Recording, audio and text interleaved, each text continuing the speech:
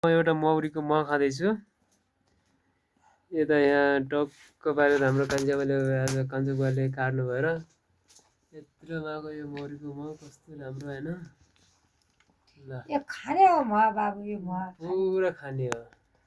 कान्नेवाला आमा कान्छुबा भन्नुहुन्छ भने कान्छी आमा उता कान्छुबा यता सबै घरको मेहनत यो पुरानो पुर्खादेखि चलिआएको मौरो। ल आज हामी मौरो खान लागिरहेको छु। मह हाम्रो अर्ग्यानिक भाषा मह भन्छ नि, तर मह भनिन्छ। ल यो यस्तो राम्रो तपाईँहरू खानुहुन्छ कि खानु हुँदैन ल है। भैँसीको पिरो भन्दै यो भैँसीलाई दिने पिरो पुर्खौँदेखि चलिआएको यस्तो टक्क लगाएर यो हुन्छ बुढापाकाले गरेको कामहरू। अहिले 21औं शताब्दीमा आउँदा पनि यस्तो काम चलिरहेको छ तपाईँहरू ल।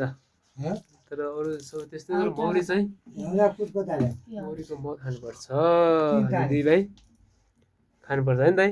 एकदम ठिक छ ल।